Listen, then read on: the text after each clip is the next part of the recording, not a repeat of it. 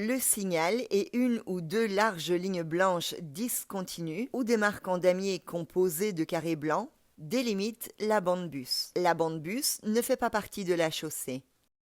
Outre les véhicules des services réguliers de transport en commun, peuvent y circuler à condition que les symboles, mots ou panneaux suivants soient repris sur le signal ou sur un panneau additionnel, les véhicules utilisés pour le transport scolaire, les taxis, les bicyclettes, les cyclomoteurs. Les classes peuvent être indiquées en dessous du signal. Les motocyclettes, les véhicules conçus et construits pour le transport de passagers avec plus de 8 places assises, non compris le siège du conducteur, les véhicules utilisés pour les déplacements entre le domicile et le lieu de travail, les véhicules occupés par au moins 2, 3 ou 4 personnes en fonction de la mention, les véhicules utilisés pour promouvoir des moyens de mobilité durable et les véhicules utilisés pour le transport en commun de personnes handicapées. Ces panneaux doivent être placés de manière bien visible sur la partie gauche, à l'avant et à l'arrière des véhicules. Ils doivent être enlevés ou masqués lorsque les véhicules sont utilisés à d'autres fins. Ces panneaux ont 40 cm de côté au moins, leur fond doit être rétro-réfléchissant.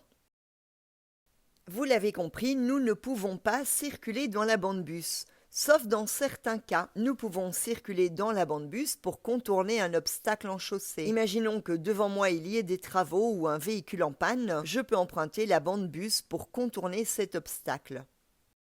Nous pouvons circuler dans la bande bus pour changer de direction à l'approche immédiate d'un carrefour. La réglementation nous autorise à circuler sur la bande bus pour changer de direction. Elle ne nous y oblige pas. Il est évident qu'il est plus logique de nous placer dans cette bande bus pour effectuer ce changement de direction, mais dans certains cas, ce sera complètement inutile.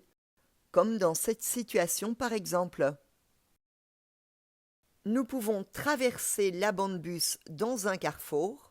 Et nous pouvons traverser la bande bus pour accéder ou quitter les propriétés riveraines ou les emplacements de stationnement situés le long de la bande bus.